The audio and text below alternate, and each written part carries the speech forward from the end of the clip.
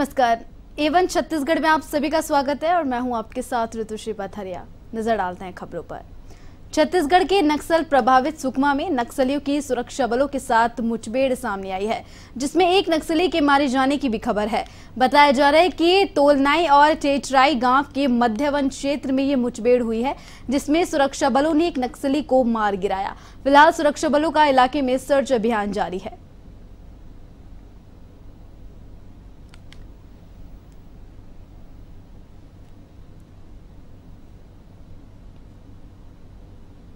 बता दें, छत्तीसगढ़ के सुकमा में मुठभेड़ की जो है खबर सामने आई है, जिसमें सुरक्षा बलों और जो नक्सली है उनके बीच मुठभेड़ की खबर सामने आई है, जिसके अंदर एक नक्सली भी ढेर हुआ है।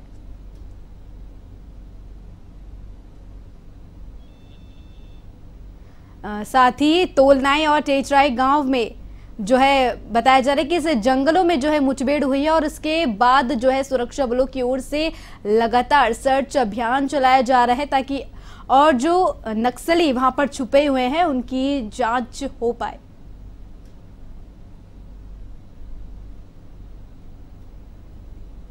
बता दें, छत्तीसगढ़ के सुकमा में सुरक्षा बलों और नक्सलियों के बीच मुठभेड़ हो गई। इस मुठभेड़ में जो है एक नक्सली ढेर हो गया है। साथ ही लगातार सुरक्षा बलों की ओर से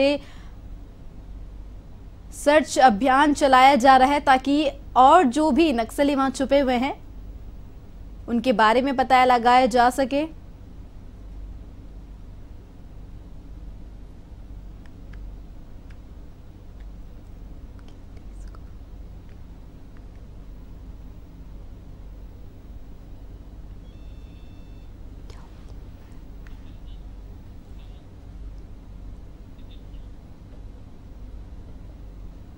छत्तीसगढ़ के सुकमा में नक्सलियों और सुरक्षा बलों के बीच मुठभेड़ हो गई। मुठभेड़ में एक नक्सली जो है ढेर हो गया है। साथ ही सुरक्षा बलों की ओर से लगातार सर्च अभियान चलाया जा रहा है। तोलनाई और टेटराई गांव में के जंगलों में ये मुठभेड़ हुई है।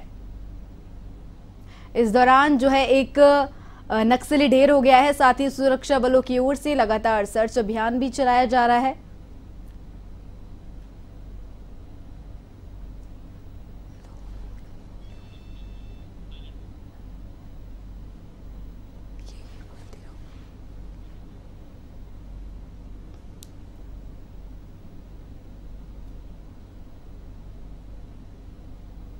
लगातार जो है छत्तीसगढ़ से छत्तीसगढ़ में जो है नक्सली प्रभावित क्षेत्र है काफी, तो इस बीच जो है नक्सली और सुरक्षा बलों के बीच काफी मुठभेड़ की खबरें सामने आती है। और इसी बीच सुकमा के तोलनाई और टेटराई गांव के जंगलों में भी सुरक्षा बल और जो है नक्सलियों के बीच मुठभेड़ की खबर सामने आई है, जिस मुठभेड़ में जो है एक नक्सली ढेर हो गया है। इलाके में लगातार सुरक्षा बलों की ओर से सर्च अभियान भी चलाया जा रहा है।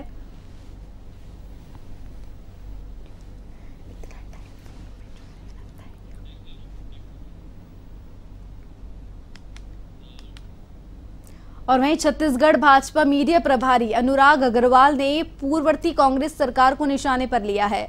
उन्होंने कहा कि पूर्व कांग्रेस सरकार में सीएम भूपेश बघेल की सरकार में सिर्फ ऐसी योजनाएं बनी जिनमें वे आसानी से भ्रष्टाचार कर सके।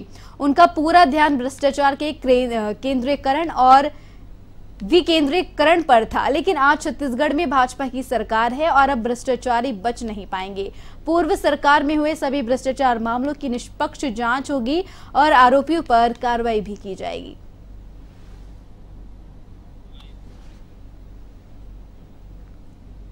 प्रबंधन में पूरे देश में अगर कोई सरकार सबसे ज्यादा बदनाम थी तो पिछली कांग्रेस की भूपेश बघेल की सरकार थी। कांग्रेस सरकार योजनाएं ही ऐसी बनाती थी कि उसमें किस प्रकार से अधिक भ्रष्टाचार किया जा सके। आप भ्रष्टाचार का केंद्रीकरण और विकेंद्रीकरण पर ही पूरा ध्यान रखते थे। छत्तीसगढ़ की जनता के पैसे से आपने ऐसी योजनाएं चालू की जो कांग्रेसियों की जेबें भरती थी, और उसका हश्र यह हुआ कि जनता ने आपको 5 साल के अंदर ही सत्ता से बाहर बेदखल कर दिया। 91,000 करोड़ का कर्ज लेने के बावजूद निर्माण के एक भी कार्य आपकी सरकार ने नहीं किया है।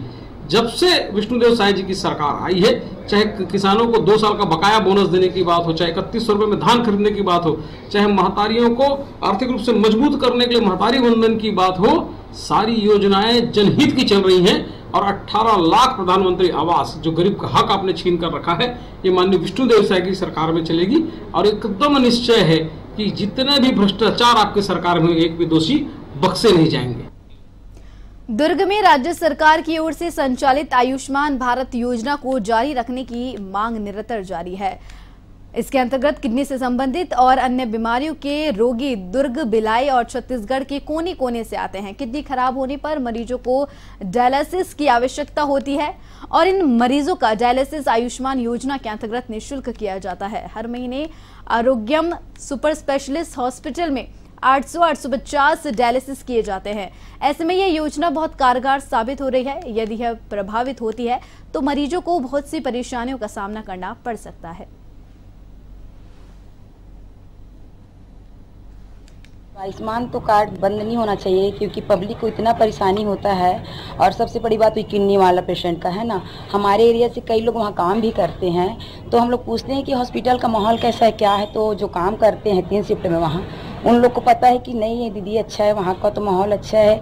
लेकिन ये बाहर हॉस्पिटल वाले जिनको आयुष्मान का सुविधा नहीं मिलता है, उनको सुविधा नहीं मिलता, उनको कमाई नहीं मिलता आयुष्मान से, तो चाहते हैं कि हॉस्पिटल बदनाम हो और आयुष्मान कार्ड बंद किया जाए। ऐसे डायलिसिस पेशेंट ऐसे मर जाएंगे। दुर्ग का हालत खराब है। आप शंकराचार्य बोलो, शंकराचार्य में कोई इतना सुविधा है नहीं है। तो हम 4-5 दिनों से घर में वही परेशानी हो रही है कि आना जाना, आयुष्मान का वो नहीं होना। और उसके बाद हम लोग को मजबूरन रायपुर जाना पड़ा।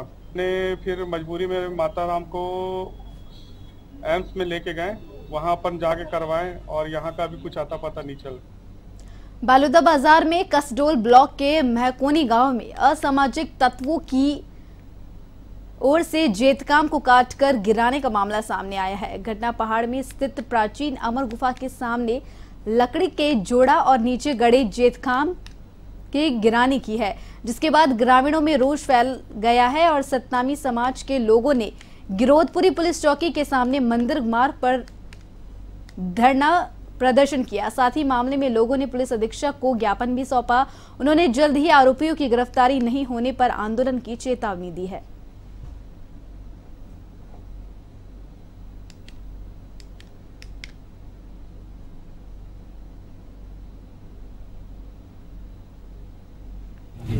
झंडारोहण करते आ रहे हैं। पूजा प्रतिष्ठा हमारा धार्मिक स्थल है, वहाँ को हमारा आत्मा को झंझोर दिया है और काट वाट के सब क्षतिग्रस्त कर दिया गया है। क्या क्या काटा गया? जय स्तंभ काटा गया है, वहाँ का दरवाजा उखाड़ के फेंक दिया गया है।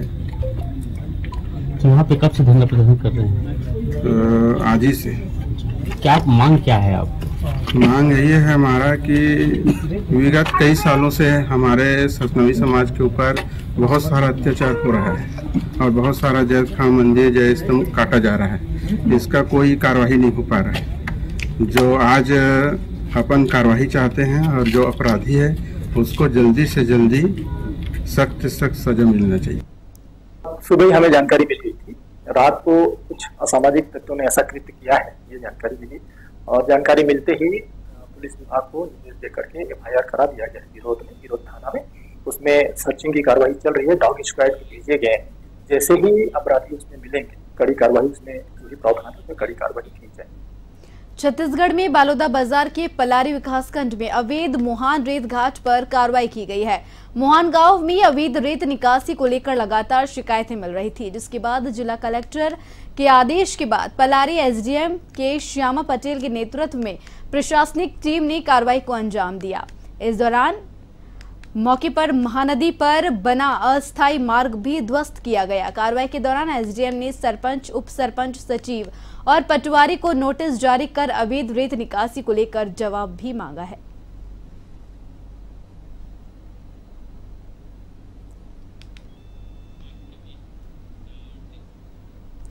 और वहीं महासमुंद जिले में भू माफियाओं और अतिक्रमणकारियों के हौसले इतने बुलंद हो गए हैं कि शासकीय भूमि सहित मुक्तिधाम जैसे जगहों पर भी अतिक्रमण करने में लगे हुए हैं। आदिवासी बाहुल्य ग्राम पंचायत डूमरपानी में रसूखदारों ने गांव की शासकीय भूमि में लगे सैकड़ों पेड़ों को JCB से उखाड़कर अतिक्रमण कर लिया। ग्रामीणों का आरोप है कि शासकीय जमीन के बाद इस रसूखदार गांव के मुक्तिधाम पर भी अतिक्रमण कर रहे हैं।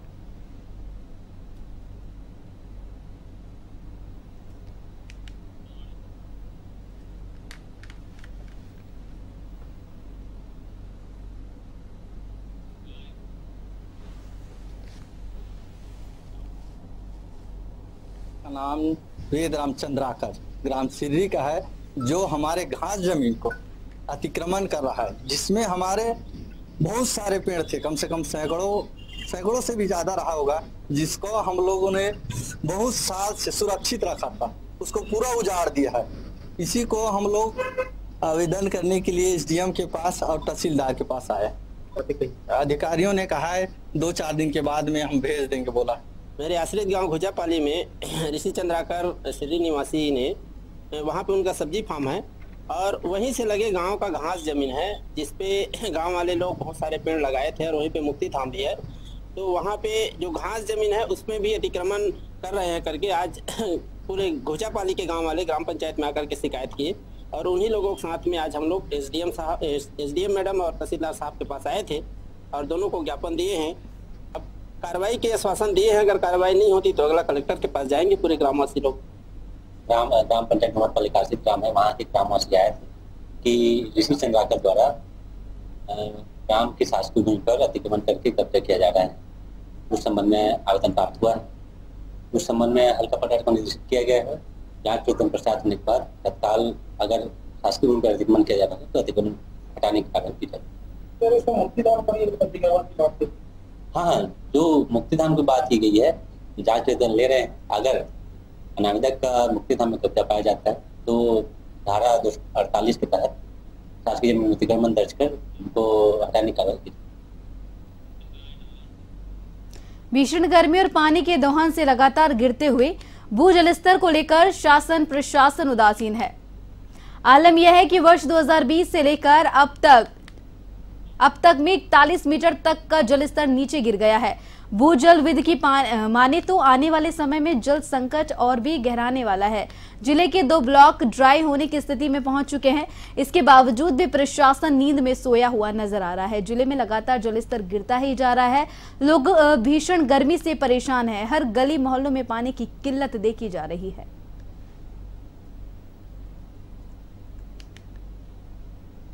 बीते दिन से बिल्हा में देखो तो पानी की समस्या आए दिन पड़ी हुई है। हर वार्ड में पानी की दिक्कत जा रही है। पहले जल स्तर क्या था, ज़्यादा था, अब जल स्तर धीरे धीरे गिरते जा रहा है बिल्हा विधानसभा में, जिससे पानी की समस्या 2-3 वार्डों में इतनी है कि जिसमें टैंकर भी पहुंच नहीं पा रहे हैं, ठीक से सप्लाई नहीं हो रही है। और नगर पंचायत ने मोटर भी निकाल दी है, जो मोटर से राहत मिलती थी पहले, वो राहत भी नहीं मिल पा रही है, जिससे चलते आम नागरिक को समस्या का सामना करना पड़ रहा है। पानी मिलबे नहीं करत हमार पारा में, वो पारा में हवा तेन है, एक बार नहीं आवे खदान पारा में पानी का मतलब बहुत समस्या है।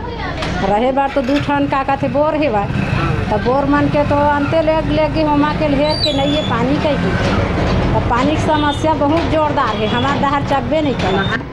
बदले होने के बाद भी बहुत दिक्कत होने जा रहा है। यहाँ पानी की समस्या सबसे ज़्यादा है। तालाब सूख गया है, पानी के लिए नहीं मिला, जानवरों के लिए पानी पीने के लिए नहीं, आदमी तो अलग ही बात है। हाँ, यही समस्या है सबसे ज़्यादा। ट्यूबवेल के थ्रू यहाँ पर पूरा पानी का दोहन होता है। इतना ज़्यादा पानी ज़मीन के नीचे से निकालते हैं तो क्या होता है कि अरपा नदी में जो पानी है, जो अपने को ऊपर नहीं दिख रहा है लेकिन एक लेयर के बाद नीचे में पानी रहता है, वो धीरे धीरे उसको खींच के नीचे चला जा रहा है। अब बरसात में भी जो पानी आता है तो उतना रिचार्ज होते होते तक क्या होता है कि बरसात चली जाती है तो फिर से वो ड्राई की वो स्थिति आ जाती है। इसलिए अपने को ज़्यादा से ज़्यादा क्या करना है कि सरफेस वाटर का उपयोग करना है। भूजल स्तर जैसे जैसे कम हो रहा है तो जो हमारे पास सरफेस वाटर है उसके थ्रू जो है पानी शहर में सप्लाई किया जा सके, इसी कारण जो है अमृत लाइन जो हमारे यहाँ प्रोजेक्ट लगाया गया था, अभी के 2 महीने पहले इसको प्रारंभ भी कराया गया था। इसमें खूटा घाट से पानी हम ला के सप्लाई कर रहे हैं शहर में। इसमें शुरू में क्योंकि ये स्टार्टिंग फेज था तो कुछ जगह दिक्कत भी आ रही थी, क्वालिटी का भी कंप्लेन था, उसको धीरे धीरे अब सॉल्व कर लिया गया है। अब इसका जो प्लानिंग है कि सारे टंकियों में जो हमारे पास 22 कनेक्टेड हैं उसमें खूटा घाट का पानी ला के सप्लाई किया जा सके ताकि सरफेस वाटर से ही ट्रीटमेंट हो और भूजल स्तर कम नहीं।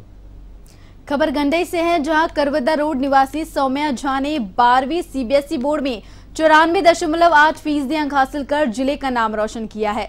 परिजनों ने कहा कि सौम्या झा बचपन से ही पढ़ाई में होशियार थी। उनके पिता भूषण मणि पेशे से ट्रांसपोर्टर्स है और उनकी मां साधना गृहिणी है। सौम्या झा ने अपनी सफलता का श्रेय अपने परिजनों और गुरुजनों को और दोस्तों को दिया है। अपन क्या सोचते हैं, इतना टॉप किए हैं, है ना, आपके पीछे प्रेरणा स्रोत कौन था, क्या किसे देते हैं अपन?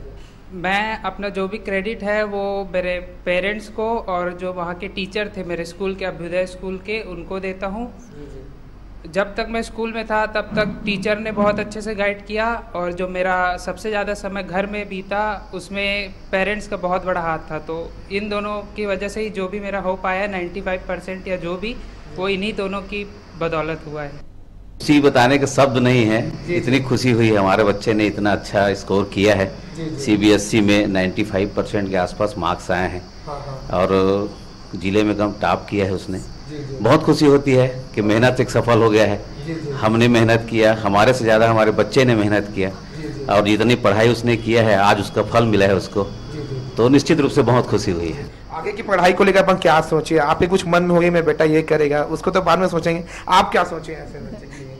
अब सोचे हैं वो आगे सफल हो जाए उसके बाद बताएंगे। अभी हम मन में है जो मन में कुछ सोचोगे ना, बच्चा IAS ऑफिसर बनेगा, इंजीनियर बनेगा। हमारा बच्चा आगे चल के IAS ऑफिसर, मेरी तो यही इच्छा है। और वहीं छत्तीसगढ़ में लोकसभा चुनाव संपन्न हो गया है। भाजपा के बड़े पदाधिकारी और कार्यकर्ता दूसरे राज्यों में अपनी ताकत झोंक रहे हैं।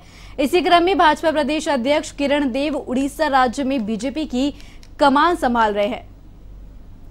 तो वहीं आपको बता दें कि उड़ीसा में लोकसभा और विधानसभा चुनाव एक साथ हो रहे हैं। किरण देव आज बंदेबहाल लोकसभा क्षेत्र के बारगढ़ में आयोजित रोड शो में शामिल हुए और विधानसभा प्रत्याशी सुरेश पुजारी और लोकसभा प्रत्याशी प्रदीप पुरोहित के लिए प्रचार प्रसार किया।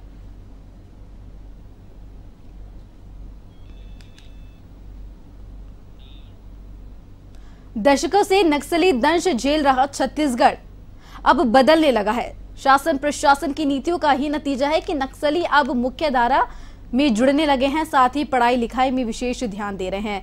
आपको बता दें कि साल 2021 में आत्मसमर्पण करने वाले दंपति लिब्रू उर्फ दिवाकर और लक्ष्मी दिवाकर ने तकरीबन 12 वर्ष बाद 10वीं की ओपन परीक्षा दी, जिसमें दिवाकर ने 35% अंकों के साथ पास हुआ है। बताया जा रहा है कि लिब्रू और दिवाकर 14 लाख का इनामी नक्सली था। पूर्व नक्सली लिब्रू ने पुलिस की नौकरी करने की मंशा जताई है। वहीं डिप्टी CM विजय शर्मा से पूर्व नक्सली दंपति ने वीडियो कॉल पर बात कर बधाई दी।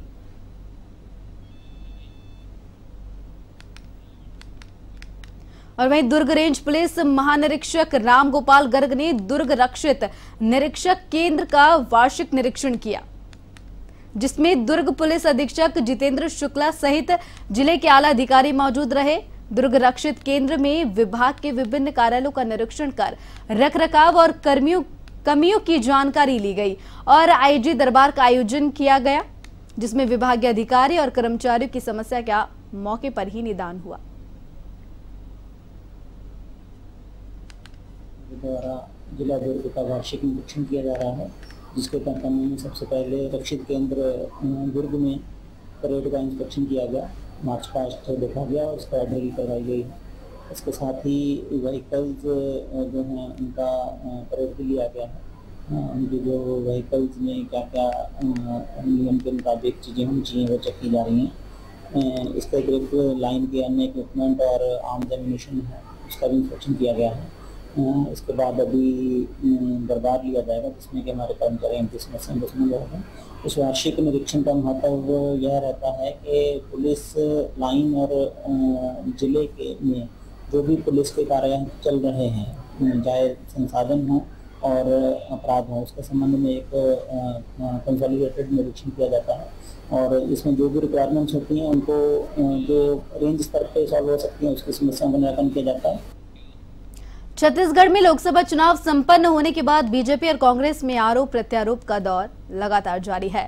कांग्रेस का दावा है कि छत्तीसगढ़ की 11 लोकसभा सीटों पर बीजेपी का खाता नहीं खुल पाएगा। कांग्रेस संचार विभाग के अध्यक्ष सुशील सुशील आनंद शुक्ला ने कहा कि प्रदेश की भाजपा सरकार गरीब आदिवासियों को नक्सली बताकर मार रही है। ग्रामीण सवाल उठा रहे हैं और कांग्रेस पार्टी उनकी आवाज उठा रही है। चार चरण में देश में चुनाव हो चुके हैं। भारतीय जनता पार्टी की केंद्र सरकार की विदाई सुनिश्चित हो गई है। छत्तीसगढ़ में भारतीय जनता पार्टी बहुत बुरी तरीके से पराजित होने वाली है। हो सकता है कि 11 सीटों में उसका खाता भी न खुले। तो ऐसी स्थिति में भारतीय जनता पार्टी के नेताओं का बौखलाना स्वाभाविक है और इस बौखलाहट में स्तरहीन बयानबाजी कर रहे हैं। अरे नक्सली बता के आप ग्रामीणों को मार रहे हैं और ग्रामीण उसमें सवाल खड़ा कर रहे हैं, तो विपक्ष होने के नाते उस बात की जांच करना हमारा दायित्व है। यदि हमने कभी भी किसी भी मुठभेड़ पे खुद सवाल नहीं खड़ा किया है, चाहे कांकेर का मामला हो या बीजापुर का, हर बार गांव वालों ने सवाल खड़ा किया है और लोकतंत्र में विपक्ष होने के नाते गांव वालों की आवाज को बुलंद करना हमारा दायित्व है। तो एवन छत्तीसगढ़ में इतना ही। मुझे दीजिए इजाजत। नमस्कार। कसबल कैंप दरबा में पदस्थ कंपनी कमांडर तेजोराम आर्य की 18 फरवरी 2024 को माओवादियों की स्मॉल एक्शन टीम ने हत्या कर दी थी।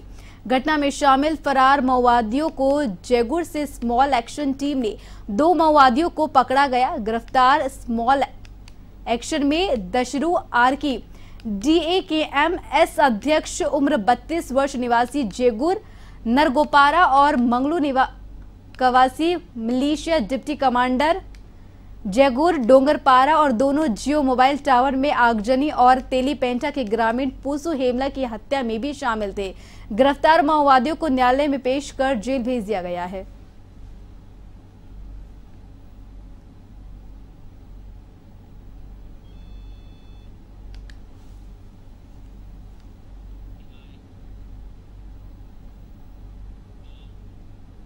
मुंबई के घाटकोपर में हुए होल्डिंग हादसे के बाद बिलासपुर नगर निगम ने शहर में लगे बड़े होल्डिंग्स के खिलाफ अभियान शुरू कर दिया है। निगम अधिकारियों ने संवेदनशील होल्डिंग्स को लेकर होर्डिंग संचालकों के साथ बैठक की और हटाने को लेकर निर्देश भी जारी किए हैं। साथ ही उन स्थानों को चिन्हित किया जा रहा है जहां होल्डिंग की वजह से दुर्घटना हो सकती है। वही होर्डिंग एडवर्टाइजर्स को स्ट्रक्चरल सर्टिफिकेट लेने के साथ सभी होल्डिंग का बीमा करवाने के भी निर्देश दिए हैं और इसके लिए उन्हें 7 दिन का समय दिया गया है।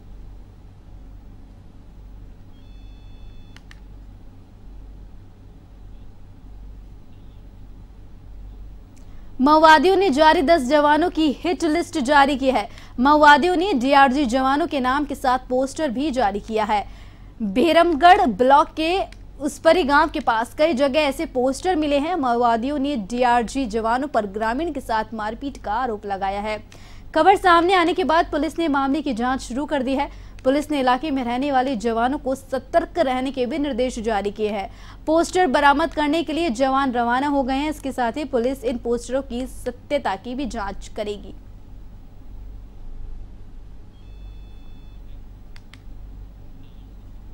और वहीं कोरबा के जिला अंतर्गत जंगल में एक वयस्क तेंदुए की लाश मिलने और उसके अंग गायब होने के मामले का खुलासा वन विभाग ने किया है।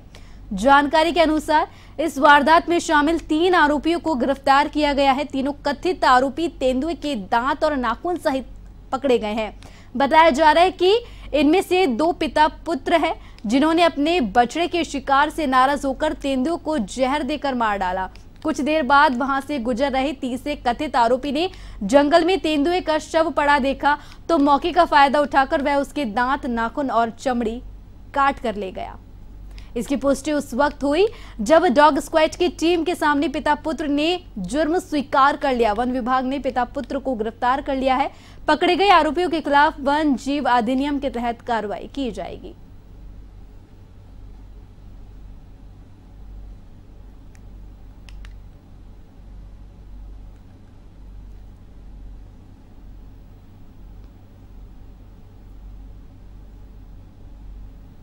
पूजा विधि के लिए उपयोग किया गया है कि जिस प्रकार से शव हमें जिस हालत में मिला वो किसी मतलब तस्कर का उसमें इन्वॉल्वमेंट नजर नहीं आता है, क्योंकि पूरा स्किन को नहीं निकाला गया है। साथ ही जिस प्रकार से उसके सामने के पंजे के कुछ हिस्से गायब थे या उसके दांत के कुछ हिस्से गायब थे, इससे यह प्रतीत होता है कि यह कोई नौसिखिया व्यक्ति है जिसके द्वारा या तो शव वहां दिखा तो गायब किया, संभवतः वो अलग व्यक्ति भी हो सकते हैं, और यह तंत्र विद्या का केस लगता है। तो हम लोगों के द्वारा लगातार इस घटना के बाद अब यह प्रयास किया जाएगा कि लोगों में जागरूकता और बढ़ाई जाए कि किस प्रकार से वन्य जीव की संख्या कम होती जा रही है और इसका संरक्षण किया जाना अति आवश्यक है। उन्हें मुआवजा दिया जाएगा और किसी प्रकार का बदले की भावना से अगर वन्य प्राणियों को मारा जाता है तो यह एक दंडनीय अपराध है, जिसमें 3 वर्ष से लेकर 7 वर्ष तक का कारावास का प्रावधान है। नेहरू नगर जुनवानी स्थित सूर्य मॉल में काफी लंबे समय से पार्किंग को लेकर विवाद चल रहा है, जहां एक और वार्ड के पार्षद मुकेश चंद्रकार ने अवैध रूप से चलाई जा रही पार्किंग के विरुद्ध कार्रवाई की मांग की।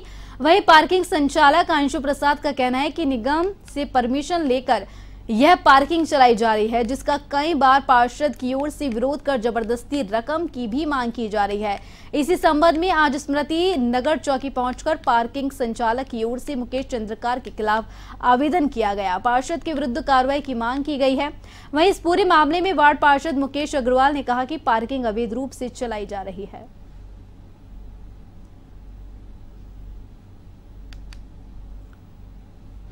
सूर्य टीआई मॉल में पार्किंग का ठेकेदार हूँ। मैं 16 मार्च 2024 को ठेका लिया हूँ वहाँ पे। तब से लेके अभी तक मुझे वार्ड नंबर 2 का जो पार्षद है मुकेश अग्रवाल जी द्वारा बार बार पैसे की वसूली के लिए कि आप यहाँ पे ठेका लिए हो तो मुझे पैसा देना पड़ेगा आपको, मेरे द्वारा हमेशा मना किया गया है। मैं बोला मैं भी एक भाजपा का कार्यकर्ता हूँ, मेरे द्वारा भी छोटा मोटा काम किया जा रहा है वहाँ पे, लेकिन वो निरंतर मेरे को विगत 1.5 महीने से 2 महीने से परेशान कर रहे हैं। पैसा दो नहीं तो मैं धरना प्रदर्शन करूँगा, तुम्हारा पार्किंग बंद करा दूंगा। बार बार परेशान करते हैं। वहाँ पर मेरी महिला स्टाफ भी हैं जो महिला कर्मचारी काम करती हैं, उनको भी आके धमकाते हैं। हमने नियमता बात की है कि सूर्यविहार कॉलोनी उस मॉल के पीछे है, जहाँ लाखों हजारों की संख्या में लोग बसे हैं। उसके पीछे और भी 2 कॉलोनियाँ हैं।